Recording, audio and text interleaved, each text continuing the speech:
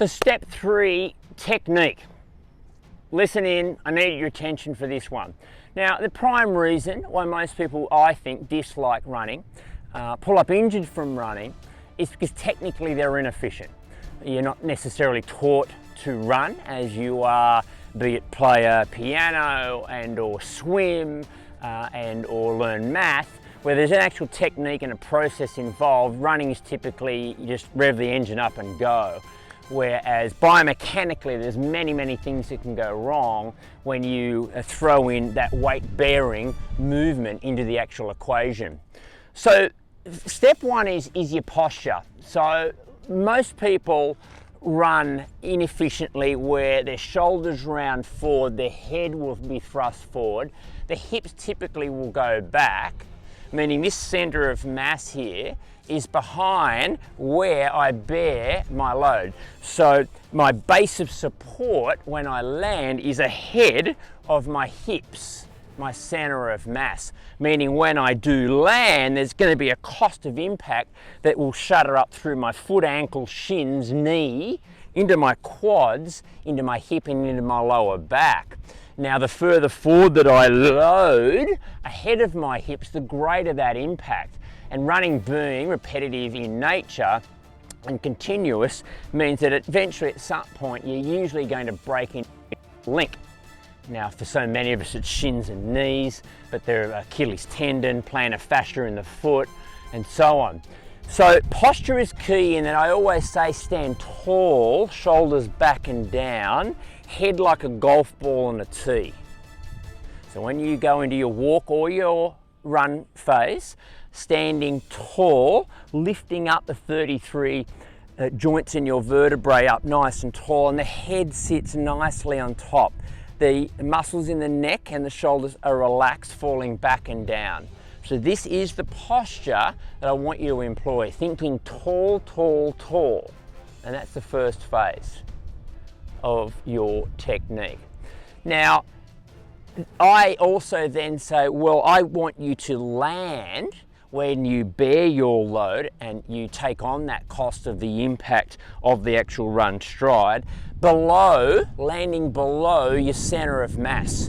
So typically I'm always asking people to land somewhere underneath your center of mass, much like a big wheel would. So the wheel goes round, the spokes come off it, the center and the hub is in the middle, and obviously the wheel will always land typically below the center of mass.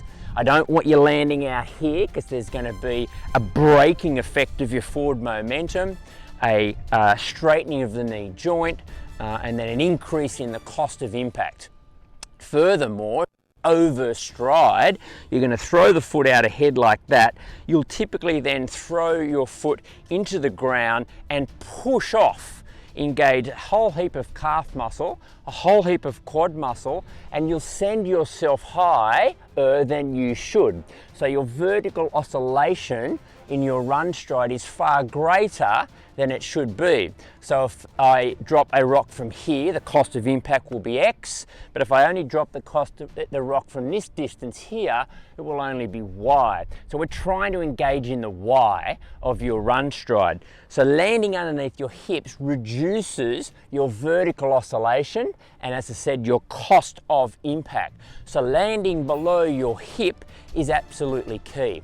Now, I don't tend to stress and teach that you land in a given part of your foot. The likelihood is typically you will land more forefoot, more flat foot when you land underneath your hip. It's difficult to land on the heel if you're actually working on landing below your hip.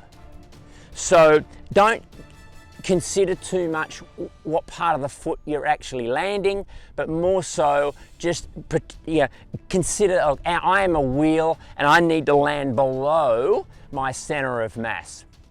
Now that's a fair bit to take in. Big, tall, strong posture, keep a stride nice and short, keep the stride low to the ground, and keep it fairly fast. Now to think of all that is not easy when you get up to your run phase.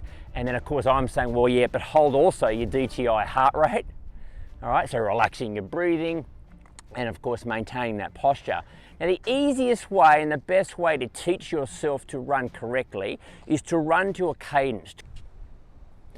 Now in the first video I stated that I felt that the walk-run method was the most important feature of this 8-week program and your development as a healthy runner, someone who enjoys the action. Then in the second video I corrected myself and I said, I don't think so. I think the DTI intensity, policing your conversational effort, is more important than the walk-run method. Sorry, take it back again. I am now going to claim that undoubtedly that your running cadence and your rhythm is the most important feature of this program. Stay with me.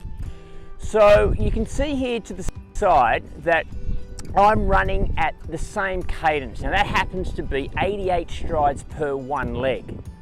So 176 strides per minute, and it never wavers.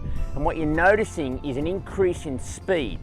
So I'm running, obviously in the first rep there, at a super low heart rate and effort level well below my DTI. I can hold that forever, but I'm at 180, beg your pardon, I'm at 176 strides per minute. Obviously my heart rate, my breath rate, my effort rate is elevating. My lactic acid that I'm developing, so my measurement of effort, that's increasing as we go. But the cadence is remaining the same. I am on the same beat, and I know that because I actually had in my ear a metronome at 88 strides, holding that cadence. So the importance of holding cadence is it basically ensures that I employ the right technique, that my posture's in the right place, that I land underneath my hips, I land in the right part of the foot, which engages that stretch reflex into the next stride. It allows me to cushion my knee and actually cushion the blow of my weight per stride as I move forward. And it keeps that rhythm, and all your human movement, mostly all human movement is governed by improved tempo and rhythm, which is certainly what running is. It's rhythmic and continuous. So that's what I'd like you to hold, that cadence. Now you can get smart watches, which of course can be linked to an actual given cadence, or you can get a metronome watch like this for music, strap that on and it will vibrate and you just hit the beat.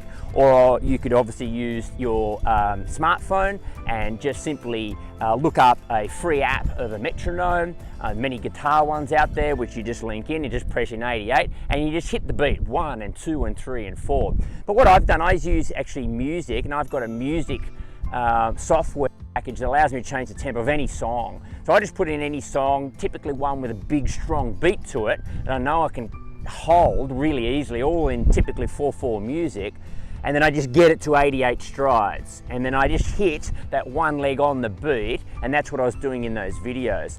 So there are some options there. Now I've linked there a YouTube clip which is a drum pattern to 88 strides per minute. So if you just hit that and then just go for a practice run, I think he holds rhythm for about 6 minutes or so. If you hold that, you'll find that, look, it will feel fast and it'll feel like your turnovers a whole heap quicker. You feel like you're almost taking baby steps, but obviously with a little bit of practice, you improve and you get used to it.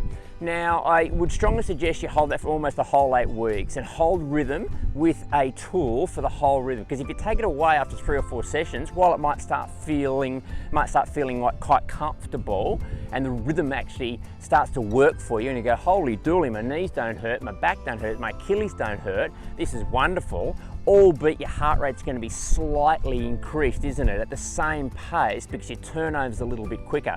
But your heart and lungs, they will improve and adapt far more quickly than your chassis. Okay, so if you're overstriding and you're incurring all these great costs, you're cooked, all right? But your fitness will improve far more quickly. So dial it in. If you've got any issues, let me know, but you need to practice it through the entire program, because if you bail it like after a handful of sessions, you might find you return to that sloppy, slow, overstriding, heels lifting too high off the pitch, and incurring that greater cost per stride. Cadence, #1 feature of the Born to Run program.